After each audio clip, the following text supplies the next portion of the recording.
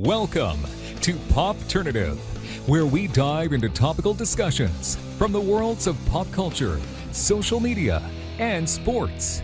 Here is your host, Peter Remoliotis, aka PD Beats. Hello and welcome to the Popternative Podcast. This is the podcast where digital discussions in the worlds of pop culture, comedy, social media, everything. We talk about everything here. I'm really excited. Like, no words can describe how excited I am to have Rick Overton. Rick is a actor, writer, comedian, Emmy Award-winning writer, for that matter. You've seen him in so many things. We're going to talk about it. Rick Overton is with us. Rick, welcome to Popternative. Hey, thanks for having me on, B. No It's really problem. fun. First question. Do you hate the Drake or do you love the Drake? Just keep saying the Drake. I don't care what word you stick in front of it. Absolutely. So for a lot of people, just to make sure, Rick Overton is known for a lot of his work, but is the Drake in an episode of Seinfeld, which is arguably The handicap parking spot episode where they think that I'm going to be getting engaged. I'm the Drake, and I'm going to be engaged to Elizabeth Dennehy, Brian Dennehy's daughter, brilliant actress, and she and I are going to, be married. So they got to get us a big screen TV. So they go to the mall. But there's no parking. So because the screen's so big, they park in a handicap parking spot with the blue paint around it, and without the tags on the back of the car. And George took his dad's car. So when they come back, the car's destroyed because people just kick the hell out of it. And on top of which, when they get the TV to us, now Elizabeth and I, we broke up. Yeah. So now they got to steal the TV back. Mm-hmm. So if you remember that episode, that's our episode. And they even stuck us in the next one. And they shot the pilot of the miscast Seinfeld pilot. And we're watching on a little tiny Watchmen TV with the antenna sticking out from the 90s because that's all we had left. And it's just an iconic line. I hate the Drake. I love the Drake. And it's funny because I mentioned... Yeah. I've mentioned that, you've done a lot and you continue to do a lot of great quality work. But I was just curious that a lot of people they're not going to stop mentioning the Drake. As soon as they find out it's you. I would hope they wouldn't. But it's your perspective of that, you're okay with that. People meant it's going to happen. Yeah, because people refer to you from one thing, but then they look at your IMDb and you've done so many other things like Groundhog Day, Willow. I mean, I'm sure it's nice, to get known for something. Get known for something good. Yeah, that's all. That's the rule. Absolutely. And then figure out how to add other things to it later. But get known. Don't run from being known when that's the point. Exactly. Turn around, face the other way. Go put the basket out. Thank you. Got it. When did you decide that you wanted to do? What was your first love? Comedy, writing, acting. What was the first love for Rick Overton? Yeah, well, it's the first love. We were talking about a childhood skill, childhood compensatory. Something went wrong. I'll fix it, make it right. If you're laughing, everything gets more right sooner. See what I'm saying? Yeah. I'm looking out for how to survive as a kid. Like most comics, they're figuring out how to survive as children.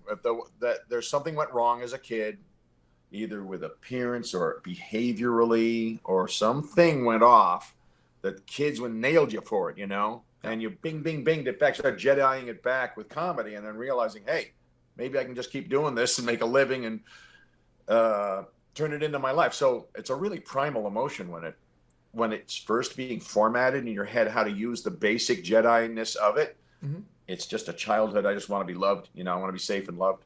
Mm-hmm. And this is like a shortcut to some variant of it, though. Of course, then it trains you to want these sort of anonymous, faceless bulk scoop in the bag from the bin kind of faces loving you rather than the individuals sometimes. And then you have to learn through that as you grow older and you're not just a kid anymore, how to find the individual version of it alongside the mass, because you get such a rush. The comedians get addicted to that, all of them liking you at once. Mm-hmm. Then you just go to a separate one. You have to learn to see the beauty of each.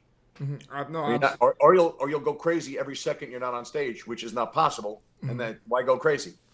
No, absolutely. Right? No, it's true. I mean, it's one of those things too where you look at comedians and the amount of dedication needed for that profession is unbelievable. I mean, it's one of those things where you gotta be in. You gotta be all in. Do you like, especially with all the amazing? You even mentioned we were talking about I'm Dying Up in Here. Where there's so many amazing comedians out there. I mean, Yeah. It like, do you find that that whole term of being all in? I mean, it has to apply more than ever now because there's so much like competition out there in a sense. Yeah. And everybody wants to be on camera, and everybody wants to also act. Mm-hmm. And everybody wants to be in touch with the other sides of their own creativity, see if there's a song in them, Mm-hmm. Look at all the comedians that went off and did a song, just see if they could. Yeah. Like took a little internal challenge, a bet. Mm-hmm. And a lot of us do that. We internally challenge ourselves all the time. No, absolutely. What do you Don't think? you? Of Don't course, you challenge I yourself always constantly? challenge. I do. I like when I do. Like I've been doing Popternative for it hasn't even been 2 years, and I think one of the reasons why we've been so successful so quick with 3,000 downloads a month on iTunes is because I don't stop with trying to make it better. And I think that's how it is. And you have to love what you do as well. Like, I love doing this. I love talking to guys like yourself and getting these amazing behind-the-scenes stories. It's amazing. It's refreshing. Yeah, just keep doing it the rest of your life.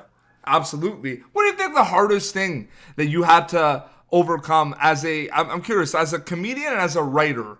Like, what were kind of the hardest challenges for, because I have a lot of actors on the show. They talk about, the difficulties of being an actor. I'm curious about the writing aspect of things. You're an Emmy award-winning writer. What are kind of the hardest things, the obstacles that you had to face over your writing career, Rick? Yeah. So many other writers out there in the game. Age can play a role in it. Submitted by a young person, submitted by an older person. Seeing what is being bought has changed. Like a comedian that used to write all his act before such a PC thing hit will run into difficulty on campuses now because there's a new tenor and tone that their act that used to fly like gold everywhere is in trouble now. They got shot down right away. And if they don't know how to rewrite and adjust, they're going to be in trouble. And it's like you can do so much aiming and blaming at the people doing it. And you got to realize, I'm still here on this planet, and this is the language they speak. I'm not going to get any food until I learn how to ask for things. Yeah. And it's like any place you go in the world, it's going to be the same. Mm-hmm. You got to learn their language. They're not going to adjust around you. Do you think that a lot of comedians know what they're getting into, or do you think it's split down the middle where they kind of they want to do things, they have a dream, they kind of like settle in? Do they kind of half and half? Yeah, it's what you want versus what you get. Mm-hmm. And then what you told yourself when that happened. Mm-hmm. Or did you make up a myth that doesn't include your participation in it at all? Or it doesn't necessarily have to be, it was all your fault. As everything, if you are a very blame, shame-based person, you won't want to take any added notes. You won't want any new details at all. You're going to want to run a mile away. So you got to turn and face that thing in you that doesn't want to hear a good note. If you trust the source of who's giving you the note. Mm-hmm. And take the note, and you'll get through your career faster. And by the way, I'm not saying that's involving anybody else, but the different parts of your own brain trying to have a say in what you're doing. The part that records the outer events, everything you see in your world, and that you did this, but you only got that. And in the experiment of you keep doing it and it doesn't work, that's insanity. And then what you told yourself about why you keep doing it. Why do I keep trying that damn joke?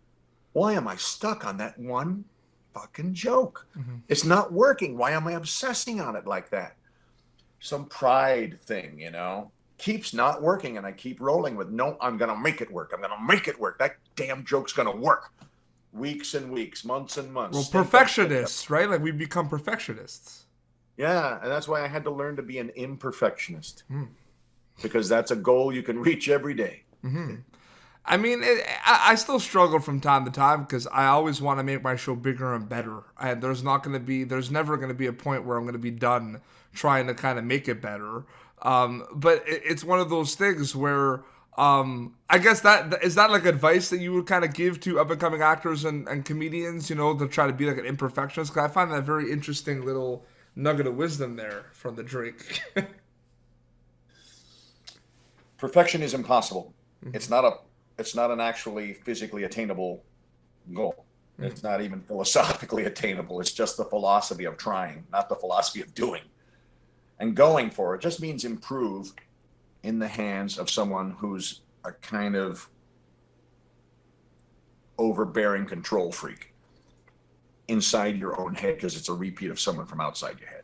Yeah. And you picked it up and you're echoing and looping it now. Because when you were little, you thought that's how it worked. And so as you come to let your art, here's the thing, you fight with art all the time to make it do this, get over there, make this for me, create that.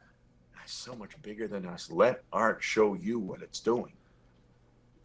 Don't stop rowing a sailboat. Stop fighting with this thing. It's smarter than you. It'll always be. It's generations of art. We are supposed to learn from it. Don't boss it around. And that includes that version of you that was not perfect doing it.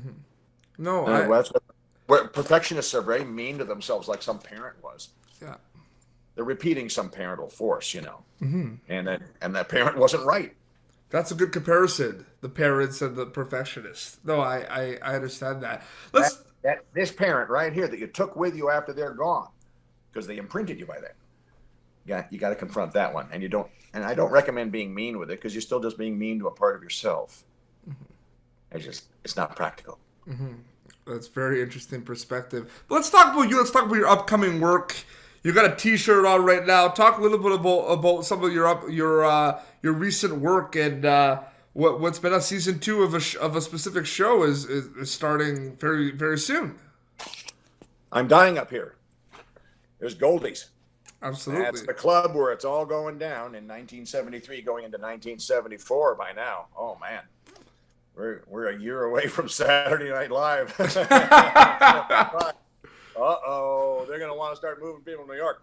But I think that it's a very brilliant portrayal of what was happening in the comedy scene in the early days. I was in the New York version of it back then in a comedy team. And they have really captured the feel, the tone, and the politic of. I play Mitch Bombardier, who is the booker for The Tonight Show. And if you didn't get The Tonight Show, you didn't get anything. There's nothing left. You got a Merv. It won't launch a Freddie Prinze sitcom deal career the way a Carson would. So they all had to go through this venue. I had to go through my filter. And I remember those days of thinking, oh, if I could only get The Tonight Show. If I could only get on that show. I know me and my comedy partner, Roger Sullivan, they would give us a Smothers Brothers series right off the bat. So convinced. So you mentioned it a little bit, but I mean, because you lived, like, maybe not that version of it, but you lived it. Like, is it, could you kind of testify that it is a very realistic look of like what comedians went through? Oh man, it's really, really authentic. It's and I can tell you the New York version of it. I was hanging out with Andy Kaufman and Richard Belzer and Lane Boozler, and Richard Pryor would come in, and Robin came in, and that's when he and I became friends back in the 70s. Yeah, it's one of those things where you look, because there's so many different shows, so much content there right now, and as a comedian, with Netflix just pumping out comedy specials day after day, I can't keep up anymore. There's like a brand new comedy special every day. I want as like a seasoned comedian and writer, and you've been doing a lot of this. Like, what's your stance on the evolution of kind of the nonstop content and the binge watching culture that we have today? That wasn't necessarily today. What do you think of that? You knock out a season in a weekend. Yeah, but it's like you get sad afterwards. I watched Stranger Things season 2, and I was like, I felt so sad after. Like it's over. I have to wait. You know what I mean? Postpartum, right? Yeah. Well, that's why they keep that cast out there doing all kinds of interviews with always a big screen behind them and the folding chairs out in front, and keeps them running. Those kids are busy the whole time. Mm-hmm. But if they offered you that gig, wouldn't you be busy that whole time? No, absolutely. They want you on Stranger Things. You're going to say whatever. Yeah. Yes. Say yes. It's like an improv. Yes, and. Oh, no, absolutely. I'm saying it more for the person at home that you get so invested into a show and then, like, you watch it in such a short amount of time, like the binge watching culture, and then it's gone. Like, it's done. Like, there's no more. The thing is, you just go click one over. Yeah. Then there's one whole other season of something else. Mm-hmm. And then there's one whole season of something else. And then you just keep scrolling and it's all these squares of seasons of things. Or I could just watch Seinfeld every day, all the time, right? Another season that you go on Hulu and you get it, I do that. That's how I do it. I think that's the one, that show, and there's a few others, but that specific show is the one show that I could just watch over and over and over again and not get tired of it. Oh, yeah. Curb, too. Yeah. Your episode of Curb was pretty funny. I forgot about that. Thanks. Yeah, it was fun. Got to work with my buddy David Feldman, who worked on the Dennis Miller show on staff with me. Yeah. When I brought on Dennis Miller, but then we both showed up on because another HBO show. Mm-hmm. So we showed up on Curb together, and we made sure to line up at the big fight at the end so we could all be together in the scene. Did you? I mean, I'm afraid to ask this because it's like the perfectionist conversation we had, but with Dennis Miller, the HBO, do you think that, you set goals for yourself, when you're doing it. Do you think that the goals were accomplished with that project? Of getting an Emmy? Well, absolutely. No, well, yeah. Were you referring to the Emmy? I was referring to the Emmy, but I'm sure, like, that was a nice thing to have. Yeah. But to write on a show that had that level of quality and be welcomed into that team, that was the goal for me. The end goal wasn't the Emmy for the team. It was more it was like bigger than that, or was that a big? I'm saying for me. Oh, okay, for you, yeah. I was very grateful for the Emmy. Mm-hmm. I'm still to this day. I have an Emmy thanks to Dennis Miller. Mm-hmm. I wanted to write with him in that group on the HBO show. I wanted to be part of what they were saying and share the way he was knocking it out of the park. I want to be there for that. Mm-hmm. No, and that was the most amazing thing I'd ever seen. No, it's amazing, and others have taken the mantle since. Mm-hmm. But at that time, he was the one knocking it out every time, like nothing we'd ever seen. Yeah, no, I one of my favorite. I mean, it's a movie that I love Joe Dirt, and I just love that you see Dennis Miller's in there like talking to Joe Dirt. They kind of made it like he goes on a radio show, and I always felt like that's what I always wanted to do, and that's why I started the podcast, hoping one day I could make it into a radio show, because I just love the ideas of having kind of discussions and everything. Is radio something? I mean, because we know, you have like you do podcasts too. Like radio, is that something that you find that is that like have you? I'm pretty sure you've been a guest, but like it seems like radio is like the only realm that you haven't like got involved with the most. Yeah. Am I right about that kind of like? Well, I appear with Stephanie Miller sometimes, and I appear with folks. They have me on as a guest. But what about your own radio show? I would watch that. I would tune in every day. What? It's 2018. It's a new year. It's 2018.